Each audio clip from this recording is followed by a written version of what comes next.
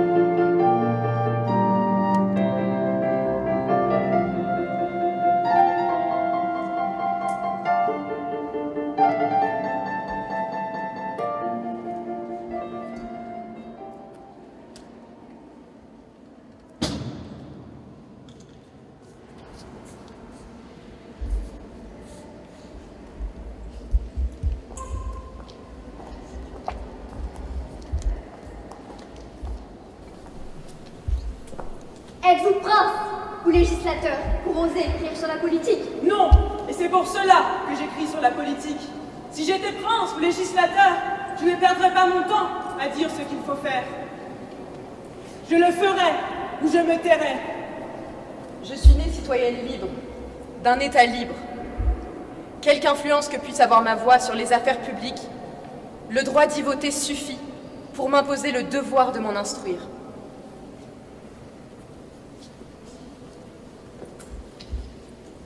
L'homme est né libre, et partout, il est dans les faits. Vous voyez bien que le pouvoir politique n'est jamais fait en faveur du peuple, et que votre contrat social n'est qu'une mascarade. Les chefs sont toujours d'une nature supérieure à celle des peuples, qui ne comprennent que la force. En somme, selon vous, les rois seraient des dieux, et les peuples des bêtes. Voici l'espèce humaine divisée en un troupeau de bétail, dont chacun a son chef qui le garde, pour mieux le dévorer. Mes enfants, tout homme né dans l'esclavage, naît pour l'esclavage. Rien n'est plus certain. Les esclaves perdent tout dans leur foi, jusqu'au désir d'en sortir. Ils aiment leur servitude, comme les compagnons d'Ulysse aimaient leur applaudissement. Les hommes ne sont pas naturellement égaux. Ils ont besoin d'un chef qui les gouverne. Ils veulent être soumis. Admettons que la force ait fait les premiers esclaves. La lâcheté a fait leur descendance. Vous ne pouvez pas forcer les hommes à être libres. Mais enfin, un homme ne se donne pas esclave d'un autre homme. Il se vend, du moins pour sa subsistance. Mais pourquoi un peuple se vendra-t-il? Un chef assure à ses sujets la tranquillité civile. On vit tranquille aussi dans les cachots. Les Grecs enfermés dans l'antre du Cyclope, ils vivaient tranquilles, en attendant que leur tour vint d'être dévoré.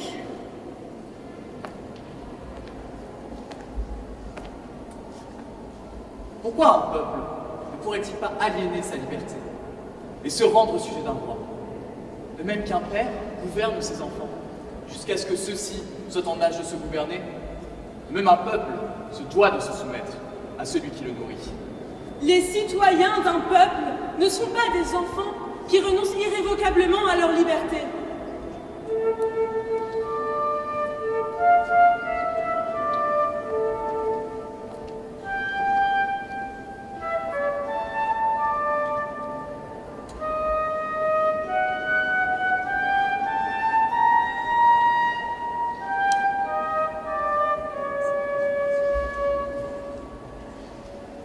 Les citoyens d'un peuple ne sont pas des enfants qui renoncent irrévocablement à leur liberté. Renoncer à sa liberté, c'est renoncer à sa qualité d'homme, aux droits de l'humanité et même à ses devoirs.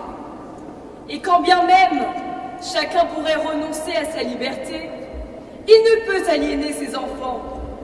Il faudrait, pour qu'un gouvernement arbitraire soit légitime, que chaque génération accepte de se soumettre. Un homme, même s'il asservit la moitié du monde, n'est toujours qu'un particulier.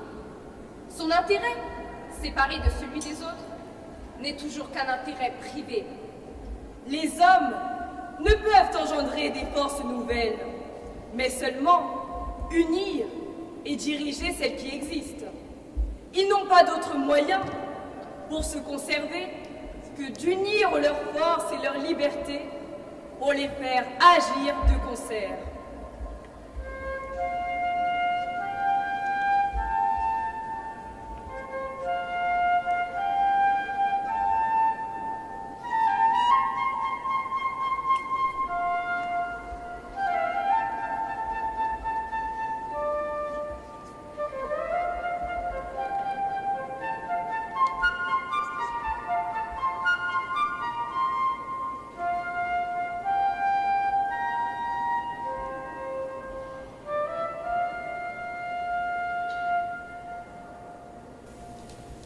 Vous m'avez convaincu. Le droit et l'esclavage sont deux mots contradictoires. Mais dites-moi, si vous prétendez que l'homme est libre, comment ferez-vous qu'il respecte la Convention pour qu'il obéisse au contrat que vous prétendez faire? Ne serait-il pas libre de quitter dès que son intérêt le lui commanderait? Comme je l'ai déjà dit, votre contrat social est une mascarade. Car, enfin, comment un homme né libre pourrait-il s'associer aux autres et s'associer à tous sans perdre précisément cette liberté qu'il prétend défendre? Si je suis libre, je reste mon propre juge. Alors pourquoi ne serais-je pas le juge de tous? Votre contrat deviendrait bien vite tyrannique. Enfin, Vous ne voyez pas qu'il faut que chacun se donne tout entier dans le contrat? Il donne ses droits et ses biens, mais il les donne à tous, de sorte que tous donnent à tous et personne ne donne à personne. L'homme n'a plus de maître, il a seulement des lois. Et chacun est aussi libre qu'auparavant. Chaque individu s'engage, pour ainsi dire, avec lui-même. Mais comme tous donnent à tous, nous sommes obligés devant un tout dont on fait partie. Et nul n'a plus intérêt à tirer parti du peuple, puisqu'il est membre de la volonté générale.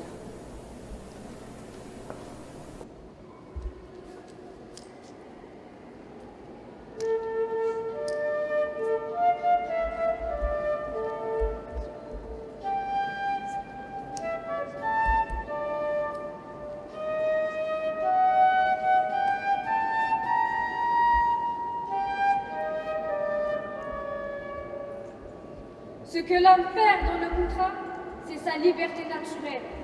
Ce qu'il gagne, c'est la liberté civile et la propriété de tout ce qu'il possède. Ce qu'il perd, c'est la soumission à ses désirs qui n'est qu'un esclavage.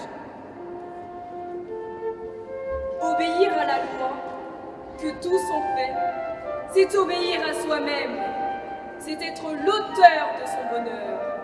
Il n'y a donc point de liberté sans loi. Ni là où quelqu'un est au-dessus des lois.